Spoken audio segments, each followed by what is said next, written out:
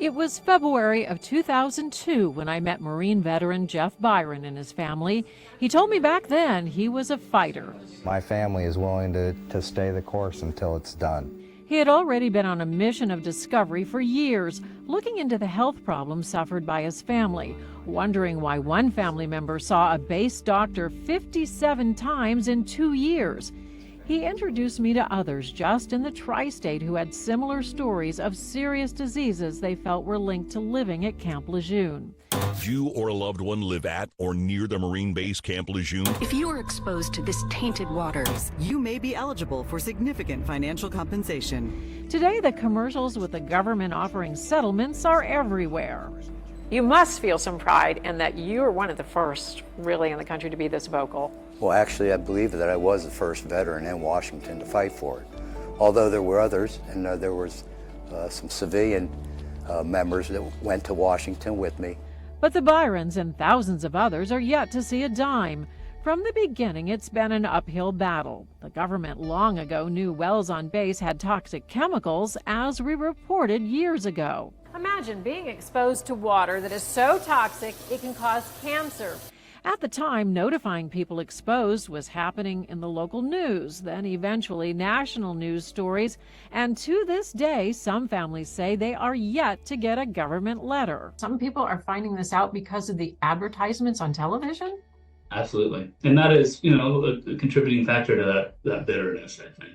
Loveland attorney Matt Metzger says the military families he represents have in some cases multiple cancers they believe are related to Camp Lejeune. Some have been offered expedited settlements, up to $550,000, but only that top amount for those who lived on base at least 5 years. But there's so few veterans or any claimants that were at Camp Lejeune for 5 years, just by the nature of it, being a military camp. And Jeff's wife, Mary, with breast cancer, wouldn't even qualify for that expedited settlement because her cancer was diagnosed 37 years after leaving base. The window is 35 years.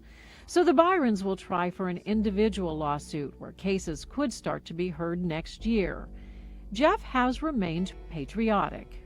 What would you tell people going into the military now? I mean, it was your life. You were patriotic. You didn't even speak out, I know, during the Iraq War about this because you were concerned about the country.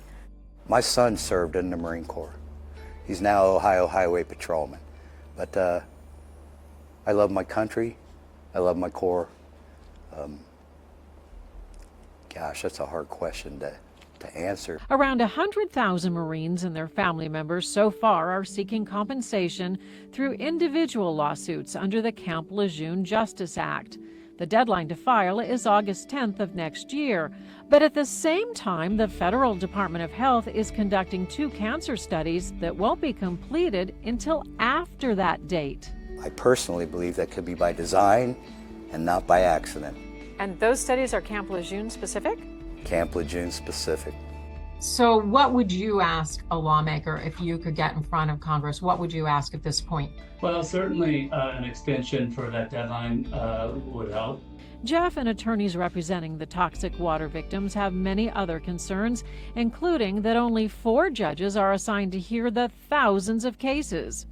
In sounding the alarm years ago when some questioned his motives, Jeff continued to inform veterans on these issues through a website he still maintains.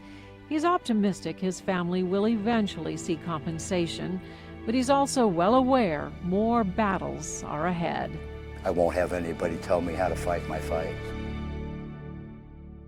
You can always find our stories here on YouTube, but go ahead and tap subscribe. That way you're always in the know.